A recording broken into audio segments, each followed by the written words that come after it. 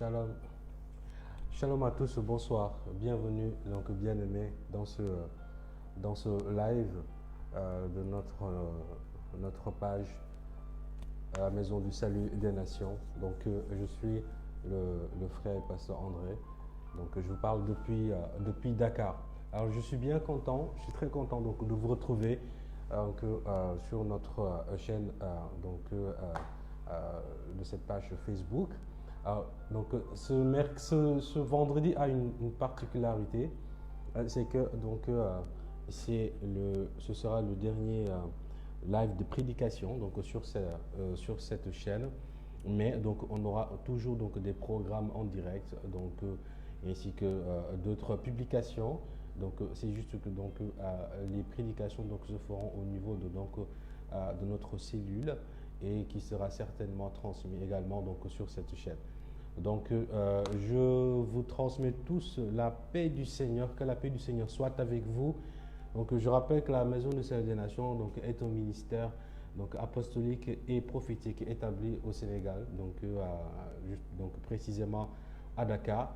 Donc je transmets le shalom à tous nos frères et sœurs donc, qui sont un peu partout dans le monde. Donc je salue donc la sœur Espérance qui est depuis donc Casablanca au Maroc. Donc je salue la famille Avril depuis les Maris donc à Dakar. Donc voilà Marie-Elisabeth, Jeanne, Alphonse donc et leur maman donc Abraham. Également la famille Ndiaye, donc le frère Nicolas et son épouse Florence. Shalom à vous. Shalom également à la famille Diouf, donc les sœurs Antoinette, Victoria, et également la sœur Anne qui est au niveau d'Avignon en France. Shalom à vous tous. Bonsoir. Shalom également au prophète Josué qui est actuellement à Dakar avec nous. Donc bonsoir à vous tous, de bienvenue sur notre live hebdomadaire. Donc je profite de l'occasion pour vous demander de partager ce moment de direct à vos proches et à vos amis. Donc s'il y a des blocages,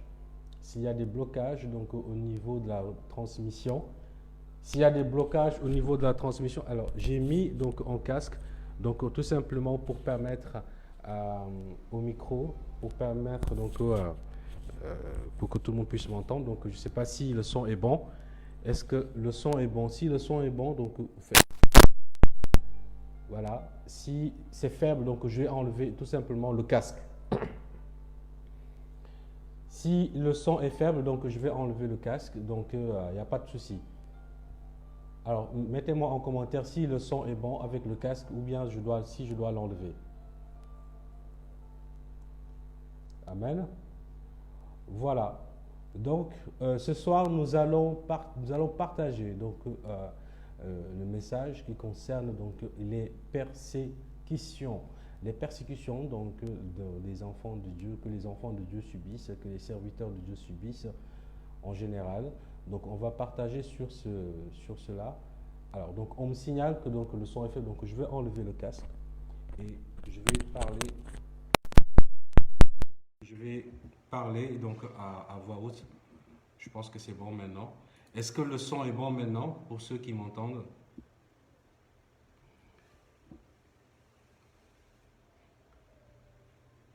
Alléluia. Alors, est-ce que c'est toujours OK?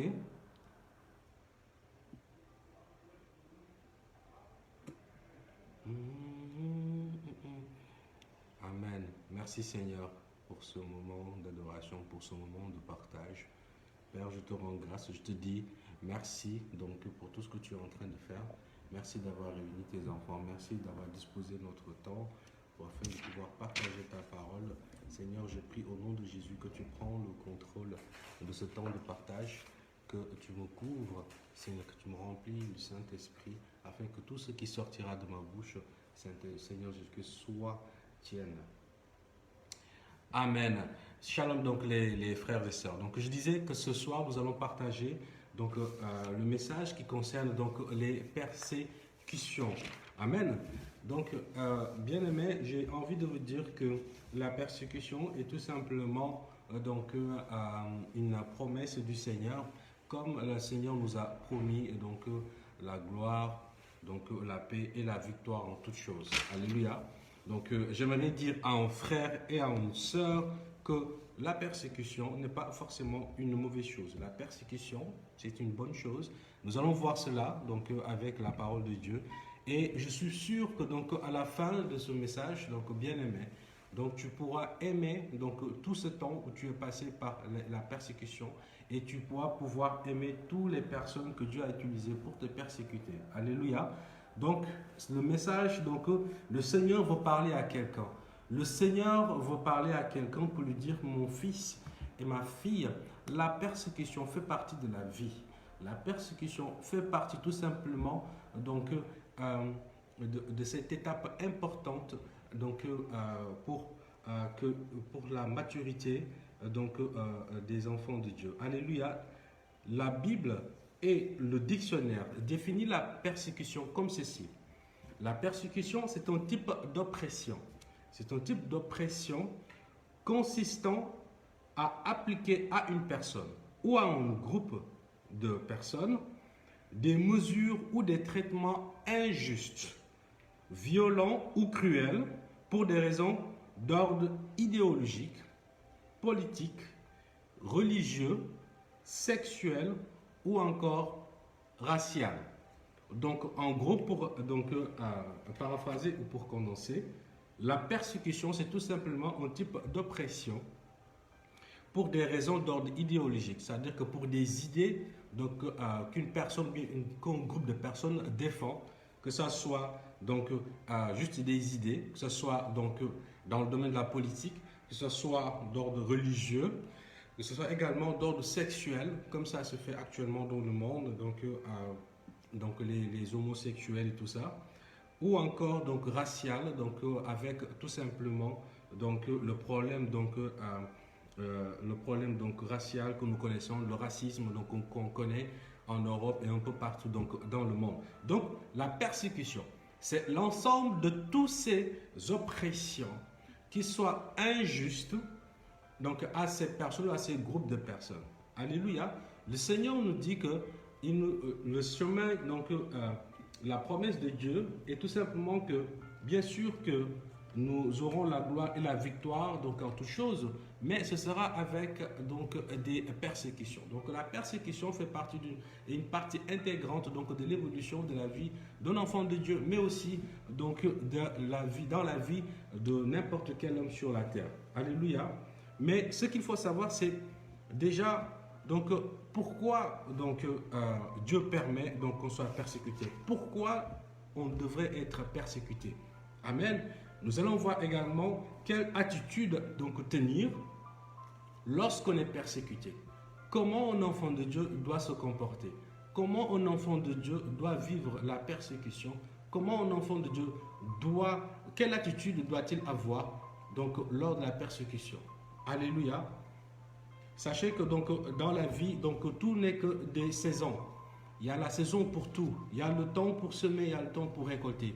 Il y a le temps de l'amour, il y a le temps des peines. Il y a le temps de joie, il y a le temps aussi des peines. Il y a le temps de pleurer, il y a le temps de rire.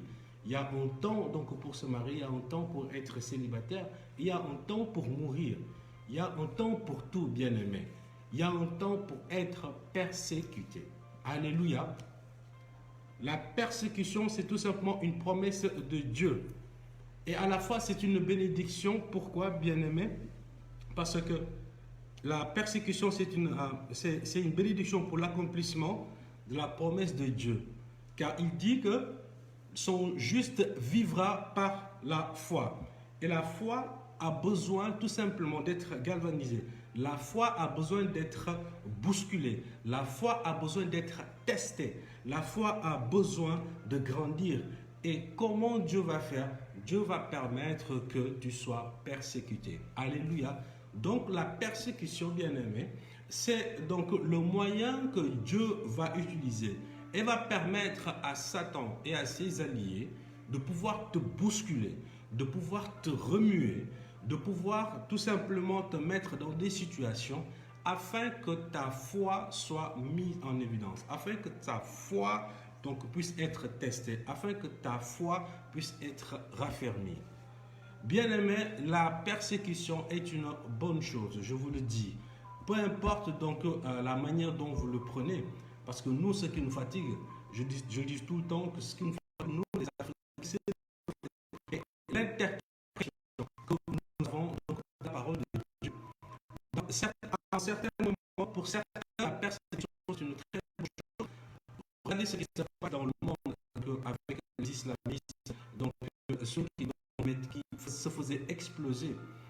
Donc pour eux, donc la persécution est une bénédiction parce que ça leur permet de se donner la mort pour leur Dieu, ça leur permet de remettre leur foi, ça leur permet d'imposer leur croyance, tout simplement parce que le monde occidental et le monde entier d'une façon générale était en train de les oppresser sur tous les niveaux. Donc on les a tous oppressés de la manière dont s'habillent donc leurs femmes avec les burqas. On les a critiqués, donc la manière dont eux donc ils se comportaient dans leur famille. On les a critiqués donc dans leur culture orientale, leur manière d'éduquer, leur manière d'agir, leur manière de gouverner. Ils ont été critiqués de partout. Et pour eux, c'était des persécutions, mais c'était des persécutions qui leur permettaient d'atteindre un but. Le but à laquelle donc leurs prophètes et leurs religions les appellent donc à démontrer sur toutes les formes. Et donc pour eux, c'est une occasion de pouvoir affirmer leur foi en posant des actes, que ça soit répréhensible ou non, mais c'était une manière pour eux de montrer leur foi. Grâce à quoi? Grâce à la persécution. Alléluia. Bien-aimé, si tu étudies bien donc la Bible, la parole de Dieu, donc tu vas vite te rendre compte dans le livre des Actes et des Apôtres que plus les apôtres de Jésus-Christ étaient poursuivis, étaient pourchassés, étaient oppressés, c'est à ce moment-là même que l'Église de Jésus-Christ a atteint son apogée. C'est-à-dire que plus donc plus donc les gens donc s'assemblaient, donc plus que les gens donc continuaient à mettre des projets sur place pour détruire, pour anéantir, pour faire souffrir les adeptes de Jésus, plus l'Église grandissait. Parce que l'oppression, la persécution permet d'amplifier la foi, permet d'amplifier tout simplement l'amour que tu as envers donc ton Dieu et ton Seigneur. Alléluia. Et peu importe ta religion, peu importe ta croyance, peu importe donc dans ce que tu es, si on t'oppresse, c'est une manière donc de dire ce que tu fais est bien et ce que tu fais vient de Dieu. Et je vais commencer par ceci. Sachez bien aimé que ce n'est pas n'importe qui qu'on persécute. Oui, bien aimé, ce n'est pas n'importe qui qu'on persécute. Il y a des personnes qui ont une vie, qui ont vécu sans être persécutées. Il y a des personnes donc, qui ont eu une vie très monotone, une vie très normale, donc sans persécution, sans combat, sans rien. Ça existe, ça c'est bizarre, mais ça existe. Mais par contre, il y a de ces hommes et de ces femmes à qui Dieu les a appelés à avoir un destin extraordinaire. C'est à ceux-là que la persécution est attachée donc à leur vie. La persécution ne vient pas donc dans la vie d'une personne lambda. On ne persécute pas quelqu'un qui ne représente pas un danger. On ne persécute pas quelqu'un qui représente tout simplement donc des choses nouvelles, quelqu'un qui apporte des choses. Donc à chaque fois que vous entendez, à chaque fois que vous voyez une personne persécutée, c'est que cette personne est venue avec quelque chose de nouveau, quelque chose qui peut bouleverser, bouleverser le monde, bouleverser les habitudes, bouleverser les traditions, bouleverser la société. C'est ces gens de personnes qu'on persécute le plus souvent. Nous sommes des enfants de Dieu et la première personne qui a vécu une oppression, une persécution aiguë, c'est notre Seigneur, notre Sauveur Jésus-Christ. Regardez ce que la Bible dit dans le livre de Matthieu 2 au verset 3. Le roi Hérode, ayant appris cela, fut troublé parce que les rois mages venaient de lui prédire qu'il allait naître un roi des Juifs dans sa nation. Et le roi Hérode, ayant appris cela, fut troublé. Alléluia. Il fut troublé et tout Jérusalem avec lui. La Bible dit, le roi Hérode et Jérusalem, tout fut troublé. Alléluia. Voici ce qu'il va faire. Donc dans le verset 4, il dit, il assembla tous les principaux sacrificateurs et les scribes du peuple. Et il s'informa auprès d'eux où devait naître le Christ. Alléluia. Ils lui dirent à Bethléem, en Judée, car voici ce qui a été écrit par le prophète. Et toi, Bethléem, terre de Juda, tu n'es certes pas la moindre entre les principales villes de Juda, car de toi sortira un chef qui paîtra Israël et son peuple. Donc, en règle générale, en grosso modo, les mages venaient de dire à Hérode, même si tu es roi d'Israël, voici quelqu'un qui vient paître comme un chef Israël. Cela veut dire qu'il aura plus d'autorité que toi, parce qu'à lui seul, il paîtra Israël. Donc, voici ce qui se passe lorsqu'on décide de persécuter quelqu'un. En général, ou de façon ordinaire, la persécution en réalité, c'est une menace face à un pouvoir qui est déjà établi, face à une personne qui est déjà établie, face à un raisonnement qui est déjà établi, face à des pratiques religieuses déjà établies. C'est seulement quand quelque chose vient pour bouleverser cela que la persécution naît. Le roi Hérode n'avait aucun problème avec Jésus-Christ. Le roi Hérode n'avait aucun problème avec les Juifs. Mais il a suffi qu'on lui annonce qu'il allait naître un nouveau roi, qu'il s'est mis dans la tête de vouloir tuer ce petit Jésus. Alléluia. Il a commencé sa persécution. Je ne vais pas lire la suite parce que vous connaissez tous l'histoire. Il a donné l'ordre qu'on tue tous les mâles, tous les mâles enfants, afin de réduire toute chance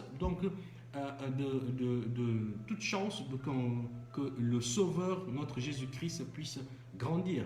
Donc il était sûr et certain qu'en faisant cet acte, il allait briser, annuler toute chance que ce futur roi vive.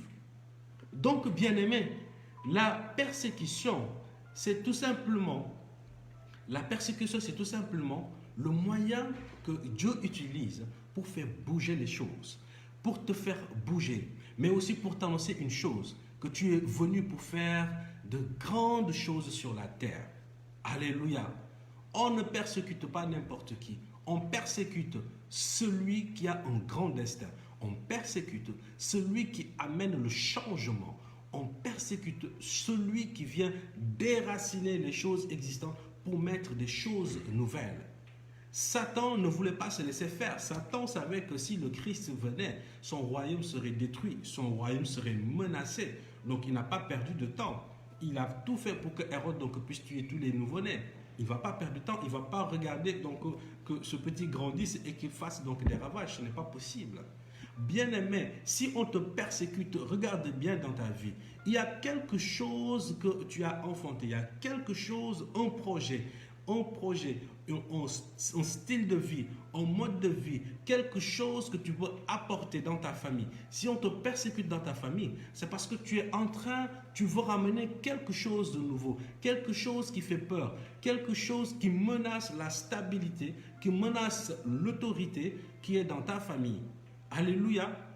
Et souvent, ça arrive à ces jeunes convertis, à ces jeunes qui viennent d'accepter Jésus-Christ comme le Seigneur et leur Sauveur. La première persécution va venir de leur famille. C'est une opposition farouche. Pourquoi? Parce que tu viens tout simplement de dire que je viens avec des choses nouvelles, je change ma vie, je crois à de nouvelles choses et cela menace la stabilité et l'autorité dans la famille. C'est pour cela que tu es persécuté. Tu es persécuté parce que tu es venu avec de nouvelles choses. Alléluia. Tu es persécuté parce qu'il y a une étoile, il y a une force avec laquelle le Seigneur t'a équipé pour venir faire quelque chose, pour changer quelque chose.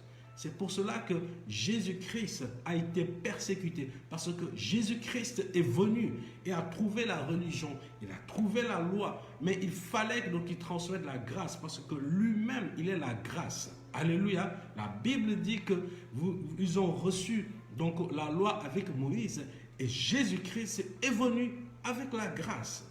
Mais pour que la grâce soit acceptée, il fallait que ce Jésus-Christ accepte d'être persécuté, parce que c'est le prix à payer. Alléluia. C'est le prix à payer afin que donc cette grâce puisse être disponible pour tout le monde, afin que cette grâce puisse être donc accessible à tout le monde. Bien-aimé, si tu es persécuté, c'est parce que tu es une étoile de Dieu. Ce n'est pas n'importe qui qu'on persécute, bien-aimé. Tous les apôtres de Jésus-Christ ont été persécutés. Tous les apôtres de Jésus-Christ ont été persécutés. Pourquoi? Parce qu'ils portaient un message de changement. Ils portaient un message donc de renouveau, de renaissance spirituelle. Ils portaient un message d'amour. Alléluia. Notre monde est tellement rempli de haine, de racisme, donc de plein de choses donc négatives, que lorsque donc un groupe de personnes ou une personne se lève pour prôner l'amour, la solidarité et la nouvelle naissance, forcément donc cette personne va vivre la persécution. Alléluia. Donc, bien-aimé, la persécution est une bonne chose. C'est un signe qui te montre que tu n'es pas une personne ordinaire. C'est un signe qui te montre que l'idée que tu es en train de véhiculer, le nouveau mode de vie que tu as commencé à adopter, donc, est quelque chose donc, de révolutionnaire. C'est pour cela que tu es oppressé. Dans le monde, vous allez voir quelque chose. Je vais prendre quelques exemples. Pourquoi donc tu es persécuté?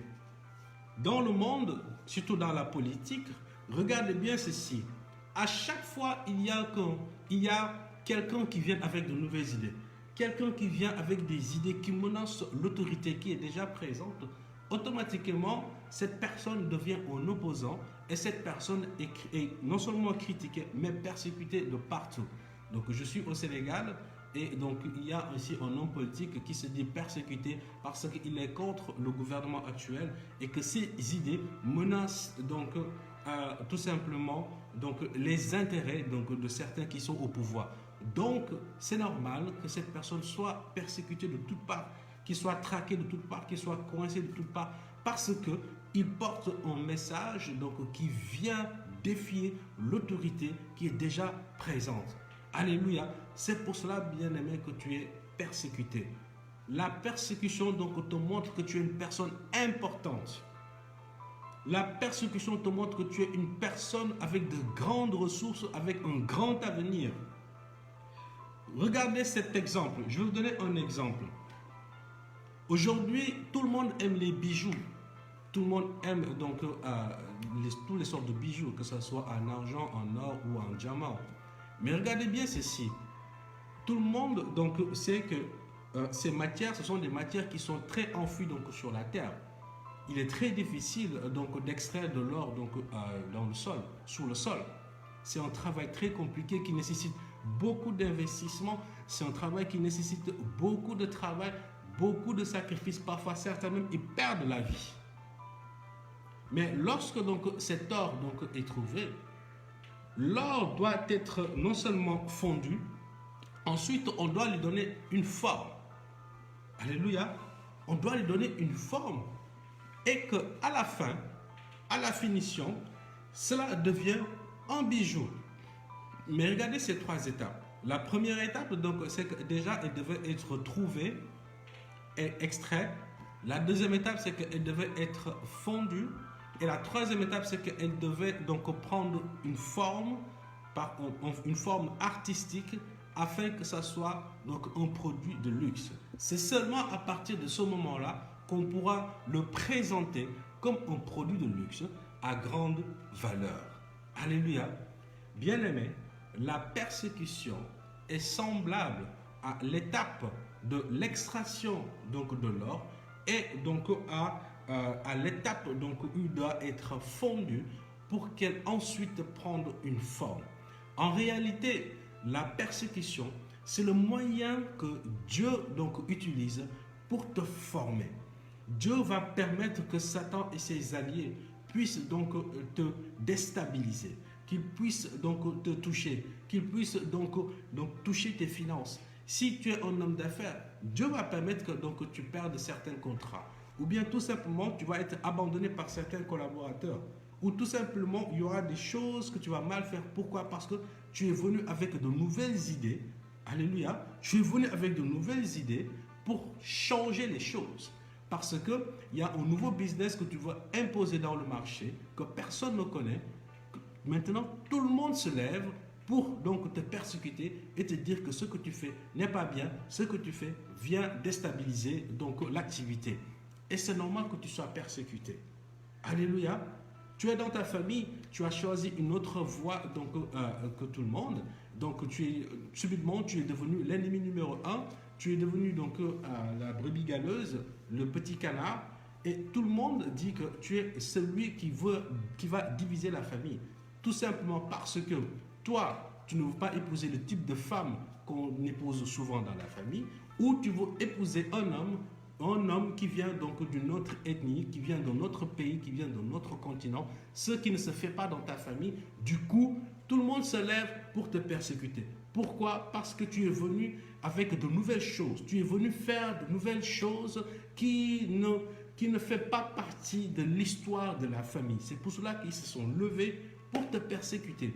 Beaucoup de personnes, donc il y a dans beaucoup d'histoires où l'homme donc est chrétien, la femme est musulmane, et donc qu'ils ont rencontré des problèmes, de fortes oppositions, tout simplement parce que les deux familles n'acceptent pas ce genre de relation, parce que ça ne se fait pas dans ces familles.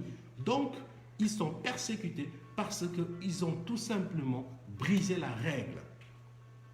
Bien-aimé, à chaque fois que tu es persécuté, c'est parce que tu veux briser la règle. À chaque fois que donc, tu es persécuté, c'est parce que tu es venu avec donc, de nouvelles connaissances. À chaque fois que tu es persécuté, c'est parce que tu es venu tout simplement avec des choses qui bouleversent le quotidien et qui fait peur. Parce que l'homme de nature a peur de nouvelles choses. Regardez, aujourd'hui, la technologie est tellement avancée que... Mais vous avez remarqué quelque chose. À chaque fois qu'il y a un nouveau gadget, à chaque fois qu'il y a une nouvelle invention, la première chose que les gens se posent, c'est est-ce que c'est quelque chose qui va nous apporter, qui va changer notre quotidien? Est-ce que c'est quelque chose qui va bouleverser donc, notre vie? Est-ce que ça va bouleverser mes habitudes? Donc si c'est quelque chose qui vient bouleverser les habitudes, généralement, ça ne va pas prendre vite.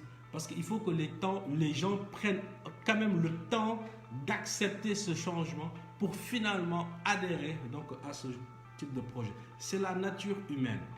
L'homme donc n'aime pas les changements. Et tout ce qui porte des messages de changement, tout ce qui porte des messages qui viennent tout simplement contredire ce qui a déjà été établi seront persécutés. C'est pour cela que Jésus-Christ nous dit que vous serez persécutés. Pourquoi? Parce que le message de la nouvelle naissance, c'est un message qui dérange non seulement le règne spirituel, mais c'est un message qui vient contredire toutes les connaissances, toutes les paroles que nos ancêtres, nos grands-parents, nos arrière-grands-parents ont appliquées et ont connues. Le Seigneur Jésus-Christ nous vient nous dire que à chaque fois que donc, un enfant de Dieu accepte Jésus-Christ comme Seigneur et son Sauveur, cette personne devient une nouvelle créature. Alléluia. Cette personne devient une nouvelle créature et que son corps devient le temple du Saint-Esprit. Mais bien aimé, c'est quelque chose, donc, en fait, c'est quelque chose qui est tellement compliqué donc, à comprendre. Donc, il faut avoir la révélation donc, pour l'accepter. C'est pour cela que beaucoup donc, des évangéliques, beaucoup des personnes qui prennent la nouvelle naissance seront persécutées parce que les gens auront tout le temps du mal à comprendre comment une personne qui est adulte peut rentrer encore dans le ventre de sa mère, comme l'a dit Nicodème. Alléluia. C'est pour cela que le chrétien est persécuté. Le chrétien sera toujours persécuté parce que le message d'amour de Jésus-Christ, le message de la nouvelle naissance, le salut, c'est un message combattu et qui n'arrange pas tout le monde. Alléluia. Jésus-Christ a été persécuté parce que Jésus-Christ a dit que tous ceux qui le verront ont vu Dieu et qu'il est le Fils de Dieu, qu'il est le Messie. Il a été persécuté parce qu'il a dit que si vous détruisez ce temple, je le bâtirai en 3 jours. Un temple qui a été bâti pendant 40 jours. Il a été persécuté parce qu'avant lui, personne donc, ne pouvait donc, guérir autant de malades donc, en un temps record et de manière systématique. Il a été persécuté parce qu'avant lui, personne ne pouvait ressusciter des morts. Jésus-Christ a été persécuté parce qu'il est venu avec de nouvelles choses. En ce temps-là, les personnes ne connaissaient pas la grâce. Ils ne connaissaient pas la grâce. Ce que les gens connaissaient, c'était la loi. Œil pour œil, dent pour dent. Et lui, il vient, il te dit, aime ton prochain comme tu aimes toi-même, comme le Seigneur t'aime. Alléluia. Œil pour œil, dent pour dent.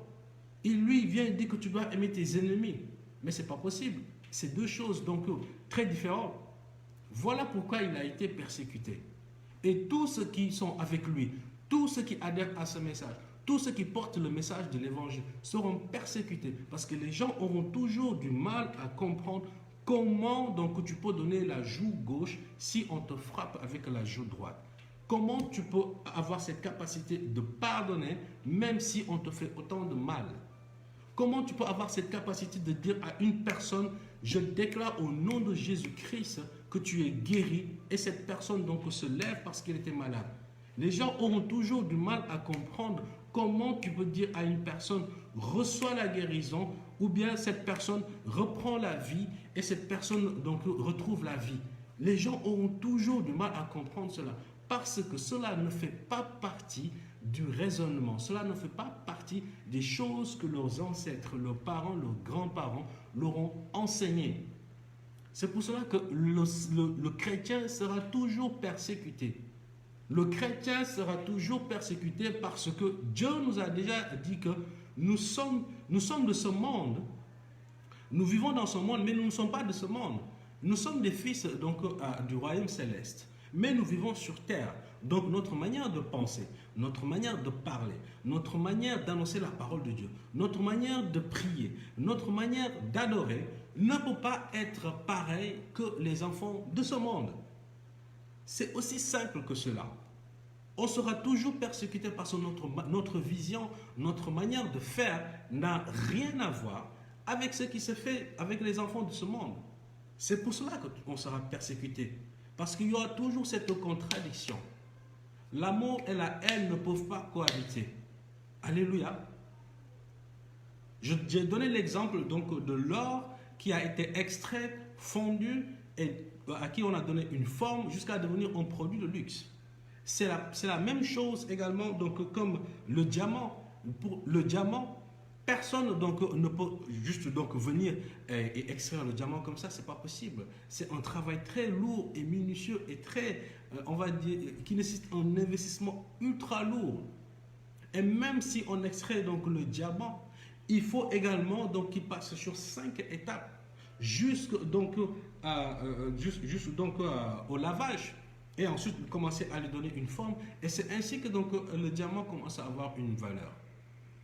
Dans la vie chrétienne, le Seigneur veut nous faire comprendre que la persécution donc, est l'équivalent donc, du travail mécanique pour nous donner une forme. C'est une manière donc, de nous éduquer, de nous préparer, mais également de nous faire grandir et de nous faire rentrer dans une nouvelle dimension de connaissance dans le Seigneur. C'est pour cela que à chaque fois donc, qu'un diamant est traité, le diamant donc, qui a été extrait de manière brute et le diamant qui a été préparé, lavé et donné une forme, ils n'ont pas la même valeur. L'or qui a été extrait et l'or qui a été travaillé jusqu'à devenir un bijou n'ont pas la même valeur. Amen. Un chrétien qui a déjà été persécuté n'a pas la même connaissance n'a pas le même poids spirituel, n'a pas la même foi qu'un chrétien qui n'a jamais été persécuté. C'est deux choses différentes. Un ministère combattu, persécuté, n'a pas le même niveau, spirituel, n'a pas la même force spirituelle, n'a pas le même niveau de connaissance à la parole qu'une église qui n'a jamais été persécutée. Et c'est pareil avec les hommes de Dieu. Tous les hommes de Dieu qui ont accepté de faire la volonté de Dieu, en toutes choses, ils ont été persécutés parce qu'ils arrivent toujours avec des choses nouvelles qui dépassent l'entendement, des choses qui choquent, des choses donc qui dérangent donc tout simplement les habitudes. Pourquoi? Parce qu'ils viennent avec donc de nouvelles choses. Combien de fois les églises évangéliques, protestantes ou autres donc, ont été critiquées dans leur manière de prier? Pourquoi? Parce qu'ils viennent avec les prières en langue, ils viennent avec des adorations de feu, ils viennent avec des prières de langue, avec donc tout simplement une puissance donc, que d'autres communautés ne connaissent pas. Donc du coup, on les accuse de tout. On va les accuser de sorcellerie, on va les accuser tout simplement donc des choses immondes, tout simplement parce que ce qu'ils font est très différent de ce qui se fait de manière générale. C'est ça, bien-aimé. Tu seras persécuté tant que donc tu feras la volonté de Dieu. Tu seras persécuté tant que donc tu vas être fidèle à la parole de Dieu. Parce que la parole de Dieu n'est pas la parole des hommes. Et seulement ceux qui ont reçu le Saint-Esprit ont la capacité de pouvoir détecter ce qui vient de Dieu et ce qui n'est pas de Dieu. Mais la masse n'a pas cette capacité. Alléluia. La persécution, c'est le moment où le potier, celui qui fait les pots en argile, a déjà donné une forme à son pot. Mais maintenant, il doit tout simplement le mettre à la cuisson afin que donc l'argile puisse s'endurcir et devenir donc un produit fini. Mais il faut qu'il le mette dans le four pour que le pot puisse être cuit. Alléluia. La persécution est l'équivalent donc de la cuisson du pot dans la vie d'un chrétien, dans la vie d'un enfant de Dieu. Il faut qu'on te persécute, il faut que tu vois le feu, il faut que tu sentes que vraiment donc ça ne va pas. Tu es attaqué de toutes parts. Ta parole est contredite. Même ta prière est contredite, ton église est contredite. Tout est controversé. Oui, bien-aimé. C'est comme ça donc ça doit se faire.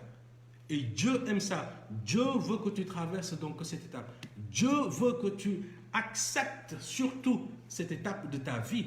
Parce que quand tu sortiras de cette étape, ta foi va passer à un autre niveau. Parce que c'est dans ces moments-là que Dieu va se révéler. C'est dans ce moment-là que Dieu va révéler sa puissance. Alléluia. C'est dans ce moment-là que Dieu va montrer réellement sa fidélité.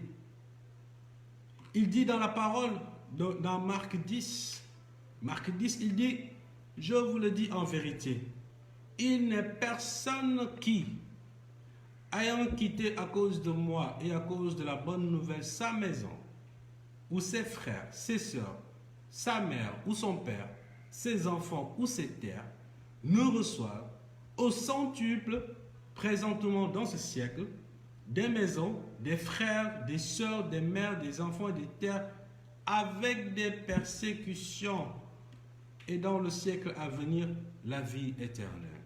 Alléluia. Dieu est en train de dire que toute personne qui décide d'abandonner son père, sa mère, ses frères, ses sœurs, sa femme, ses biens, pour lui, pour sa parole, pour sa mission, avant que le siècle ne se termine, il recevra tout simplement le centuple de ce qu'il a laissé, mais avec des persécutions. Pourquoi? Parce que pour recevoir le centuple de tout cela, il faudra que Dieu travaille ton caractère. Pour recevoir le centuple des frères, des sœurs, des pères, des mères, des biens, il faut que Dieu travaille ta foi. Il faut que ta foi donc passe donc à l'état de la persécution pour être cuite. Il faut donc que ta manière de penser puisse passer à l'état de la persécution pour que tu sois formaté et que tu puisses penser à la manière de Dieu et non à la manière des hommes.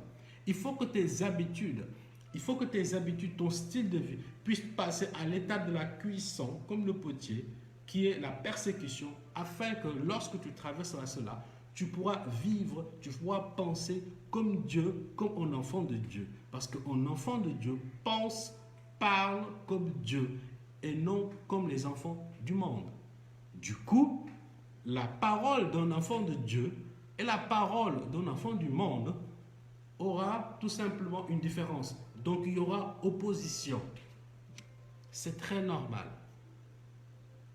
Donc, bien-aimé, la persécution est une excellente chose. C'est une très bonne chose, bien-aimé. Il y a une grâce particulière donc, dans les persécutions, celui de la bénédiction éternelle, comme le Seigneur vient de le dire. Car celui qui abandonne son père et sa mère, je ne dis pas que tu sors donc, de la maison donc, pour dire que je vous abandonne. Non. En réalité, c'est de la persécution. Si tu es abandonné donc, par tes pères, par ta mère, tes frères, tes sœurs, tu perds même tes biens à cause du nom de Jésus.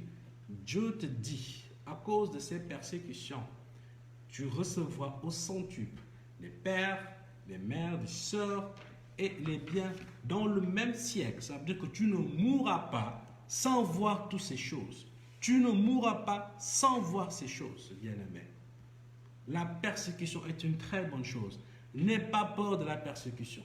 Si tu es en train de vivre une persécution parce que tu as décidé de donner ta vie à Christ, si tu vis des persécutions parce que tu as défié dans ton entourage, que tu as accepté Christ, que tu es devenu chrétien, que tu es né de nouveau, la Bible dit, Dieu te dit, avant que ce siècle termine, c'est-à-dire qu'avant que tu meurs, avant que tu quittes la terre, tu recevras des pères pour le seul père qui t'a abandonné, que tu avais perdu. Tu recevras des mères pour la seule mère que tu as perdu. Tu recevras des frères et des sœurs pour le seul frère et la seule sœur que tu avais perdu. Et tu recevras également donc, le centuple des terres ou des biens de ce que tu avais perdu, mais tu le recevras au centuple. Donc, bien aimé, la persécution, c'est une très bonne chose.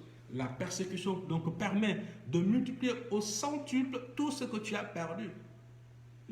Quand j'écoutais un enseignement donc, du papa Marcelo, il disait que donc, quand il était jeune, lui et ses amis, il cherchait la persécution. Il provoquait la persécution. Au point que le Seigneur lui dit, Marcelo, ne cherche pas la persécution. Laisse la persécution venir vers toi. Amen. La persécution, bien-aimée, démontre que Dieu est dans la faiblesse des hommes. Dieu aime tellement montrer à l'homme que c'est moi Dieu, le Tout-Puissant. Toi, tu es limité. Dieu aime ça. Dieu aime te montrer que là où donc, ta force est limitée, là où ta sagesse est limitée, moi, c'est là où donc, se trouve ma force, en réalité. Il le dit dans le livre de 2 Corinthiens 12, verset 10. Il dit, c'est Paul qui dit ça. Donc, Paul qui dit ça, il dit, c'est pourquoi je me plais dans les faiblesses, dans les outrages, dans les calamités, dans les persécutions, dans les détresses, pour Christ. Quand je suis faible, c'est alors que je suis fort. Quand je suis faible, c'est alors que je suis fort. Quand je suis faible dans sa chair, il est fort parce que maintenant son corps, c'est le temple du Saint-Esprit et que l'esprit que nous avons reçu, c'est un esprit de force. Amen. C'est pour cela donc il dit que c'est quand je suis faible, c'est alors que je suis fort. Alléluia. Paul, l'apôtre, avait compris en réalité que la puissance de Dieu se trouve dans la faiblesse de l'homme. Là où tu dis que moi, je ne pourrais pas faire ceci, là où tu dis que donc Seigneur, c'est bon, tu peux prendre ma vie parce que j'ai tout essayé, je ne peux plus continuer. Ma famille me persécute parce que je suis devenu chrétien. Mon mari m'a quitté parce que je suis devenu chrétien. Mes amis m'ont abandonné parce que je suis devenu chrétienne. Tout ce que j'avais, donc je l'ai dépensé, je l'ai mis pour ton œuvre. Tout le monde m'a abandonné parce que je suis devenu chrétien. Dieu, à cause de ta faiblesse, à cause de ton incapacité de redresser les choses, c'est là où donc il va démontrer sa puissance. C'est à ce moment-là même donc qu'il va tout simplement accomplir ce qu'il vient de dire donc dans le livre de Marc. Donc c'est là où le Seigneur dit que tu recevras au centuple des pères, des mères, des sœurs, des terres au centuple. Alléluia. Bien-aimé, la persécution est une très bonne chose. J'ai traversé à un moment donné donc ce genre de persécution avec le frère Josué pendant qu'on était au Maroc, et je peux vous dire que ça a été une grâce parce que cela a formaté donc ma manière de penser, mais aussi donc cela a soigné mon cœur parce que j'ai appris à souffrir, mais en même temps donc de pouvoir pardonner, ce qui m'était impossible. J'étais une personne donc qui était très rancunier. Moi, si tu me faisais quelque chose, donc je ne te le pardonne pas. Et je te le dis clairement, je te dis que ce que tu m'as fait, donc je me vengerai. J'étais comme ça. Mais donc après avoir traversé cette étape, j'ai compris tellement de choses. Donc par ces persécutions, donc qui sont venues de partout et de manière simultanée, c'était tellement intense, c'était tellement fort, intense que je pouvais tout simplement dire que Dieu m'avait abandonné. Mais Dieu était présent, il voyait tout. Mais après que cette étape donc fut terminée, j'avais remarqué une chose, que mon corps a changé, ma manière de penser avait changé. Donc, mais ma façon de penser avait changé parce que je pouvais accepter la différence de l'autre, je pouvais accepter qu'on parle de mal de moi, ce qui était impossible. Je ne pouvais pas accepter qu'on pense de mal de moi, de ma personne, parce que je veillais sur mon image, je veillais sur mon caractère, je veillais sur tout. Je veillais sur tout, je voulais absolument qu'on pense que je suis parfait. Je voulais que les personnes disent que cette personne a réussi. Je voulais que les gens aient une bonne image de moi. Mais Dieu a permis par la persécution que mon image soit ternie, que les gens parlent de moi, de mal de moi, que les gens racontent donc des fausses histoires sur moi, que les gens donc fassent de faux témoignages sur moi. Dieu a voulu que je traverse cette étape tout simplement parce qu'il fallait que ma façon de penser change. Alléluia. N'a-t-il pas dit que donc je vais ôter donc ton cœur de pierre pour te donner un cœur de chair avec un esprit nouveau. Mais dans la persécution, j'ai reçu un esprit nouveau. Alléluia. J'ai reçu un esprit nouveau. J'ai compris donc pourquoi j'ai vécu tout cela. J'ai compris et j'ai commencé à accepter mon appel de servir le Seigneur dans le pastorat. J'ai accepté de pouvoir rencontrer des ennemis et de pouvoir parler normalement comme des personnes civilisées sans pour autant donc que ça part vraiment donc voilà, comme vous le savez. J'ai appris tout cela. Pourquoi? Parce que j'ai été persécuté. J'ai appris à être persécuté à cause de ma foi. J'ai appris à être persécuté à cause de la couleur de ma peau. J'ai appris à être persécuté tout simplement parce que j'étais moi-même. Alléluia. Mais j'ai compris en réalité que parce que donc j'avais reçu le Seigneur, parce que j'avais décidé de changer ma vie, parce que j'ai décidé donc de prier différemment, j'avais accepté d'intégrer une nouvelle communauté, que tout ceci est arrivé parce que c'était une étape obligatoire afin que je devienne ce que je suis actuellement. Donc, bien aimé, la persécution, c'est une grande opportunité. C'est une grande opportunité que le Seigneur t'offre pour changer ta vie, pour changer la vie de ta famille, pour changer la vie de ta communauté. La persécution, c'est le moyen, le cadeau que Dieu te donne afin de pouvoir accéder à l'étape supérieure. Tous les apôtres et les serviteurs de Dieu qui ont été persécutés ont loué le Seigneur, ont rendu grâce au Seigneur de cette opportunité qu'il leur donne de pouvoir le glorifier. Regardez l'histoire d'Étienne, un jeune homme qui a témoigné sa foi. À cause de sa foi, il a été persécuté et lapidé, mais il a glorifié le Seigneur jusqu'à sa mort. Il a glorifié le Seigneur et le Seigneur l'a accueilli. Il a eu sa place aux côtés de son Père. Idem pour les 12 apôtres, idem pour Saint Paul, qui a fait tellement de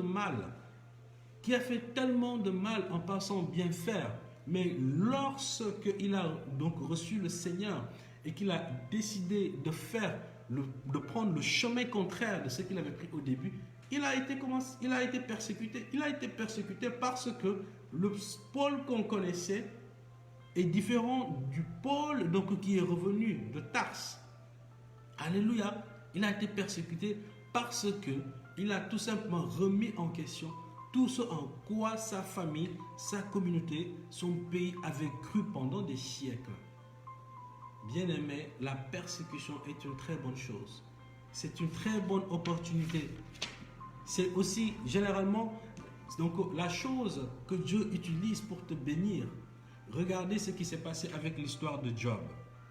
Job donc était quelqu'un de pieux qui aimait Dieu.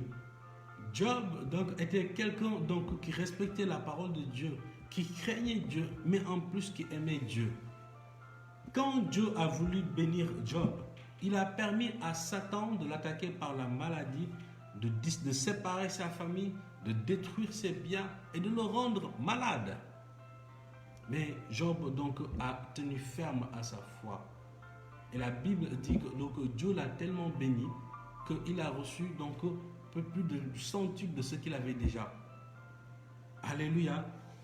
Comment maintenant, bien-aimé, tu dois te comporter pendant que tu es persécuté?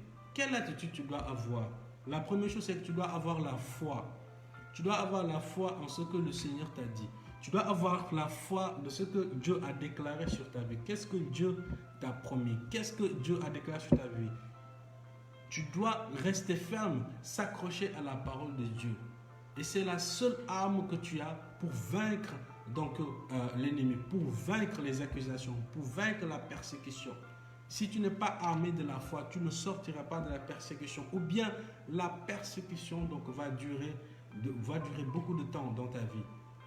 Alléluia. Tu dois pouvoir accepter donc la volonté du Seigneur. Tu dois vouloir accepter la volonté du Seigneur, de passer par cette étape pour grandir, pour changer ta vie, pour changer la vie de ta famille, de ta communauté. Tu dois accepter donc ce sacrifice.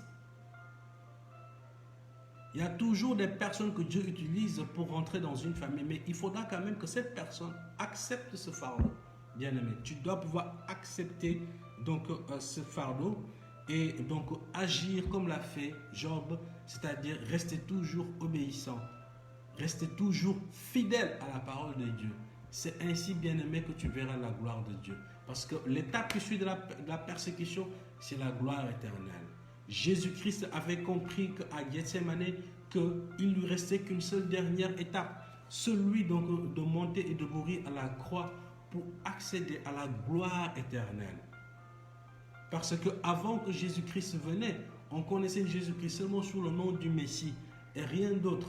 Personne ne le priait, personne ne l'invoquait, personne ne l'écrivait dans des livres, personne ne pouvait faire des débats donc, sur le Messie.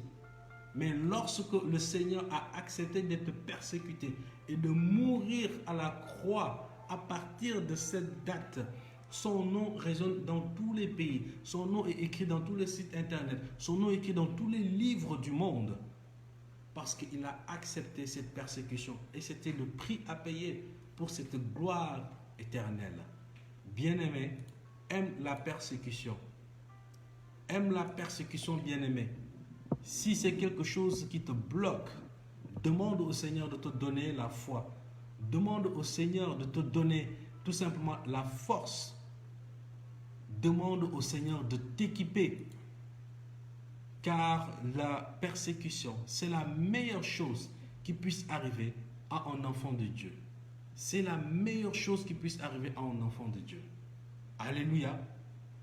Donc, chers frères et sœurs, c'était le message de ce soir que le Seigneur a déposé donc dans mon cœur pour le partager avec vous. C'est un message très vaste, donc j'ai essayé donc de le condenser donc du mieux que je pouvais, tout simplement pour que nous tous nous puissions comprendre donc l'efficacité donc de la persécution dans la vie d'un chrétien et que malgré le nom et l'intonation donc de la persécution, donc c'est pas donc vraiment donc une mauvaise chose, même si certains peuvent l'assimiler donc à des meurtres, à des viols, à des carnages comme ça se passe dans certains dans certains pays, dans certains continents. Donc cela n'est pas vraiment donc, la persécution. Donc les génocides et tout ça, ce n'est pas réellement de la persécution. La persécution n'est pas ça. Les génocides, les meurtres, donc ce n'est pas la persécution. D'accord? Donc il faut faire attention donc, sur les définitions. Alléluia.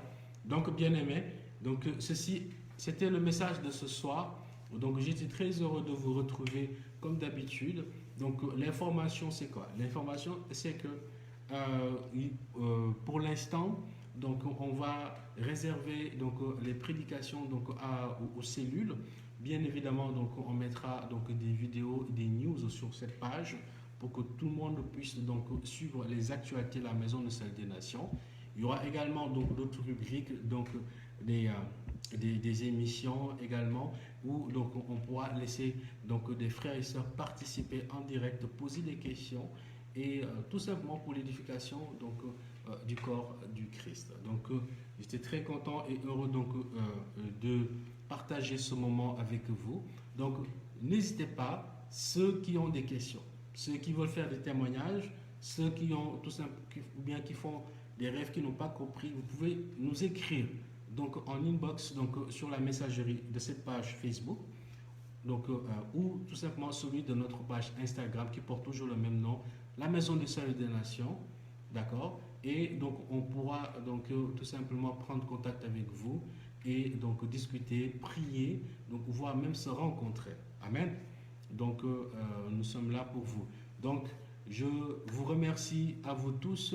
Partagez le maximum donc ce message à vos proches donc pour les bénir et ce sera une manière pour vous donc de participer à l'évangélisation donc du Sénégal, de l'Afrique et du monde entier et beaucoup de personnes seront bénies et sauvées par cette action. Amen. Donc je vous remercie. Passez une très bonne soirée, passez un très bon week-end. Que le Seigneur vous bénisse. Amen. Et également, ce que je voulais dire, c'est que ce 18 juillet, ce dimanche 18 juillet, la Maison des Salut des Nations a organisé donc une petite réception donc chez donc notre frère. Donc nous allons fêter la première année donc du ministère de la Maison des Salut des Nations. Donc il y aura le prophète Josué, il y aura les frères, les sœurs. Donc on va vraiment célébrer le Seigneur pour cette année, pour cette première année de ministère où le Seigneur nous a vraiment soutenus. Le Seigneur s'est manifesté dans beaucoup de vies. Beaucoup de personnes ont été restaurées, beaucoup de personnes ont été exaucées et guéries. Le Seigneur a fait des miracles. Donc c'est une manière pour nous donc, de le célébrer. Et pour tous ceux qui souhaitent se joindre à nous, vous pouvez nous écrire donc, sur notre messagerie. D'accord? Donc, pour votre participation, donc, on pourra donc, vous donner les indications et tous ensemble, donc, on pourra fêter notre Seigneur Jésus-Christ pour cette première année avec la Maison de Salut des Nations. Voilà, donc merci au prophète Jésus de me l'avoir signalé. Donc, je vous remercie à vous tous. Passez une bonne soirée, bon week-end à vous et à la semaine prochaine.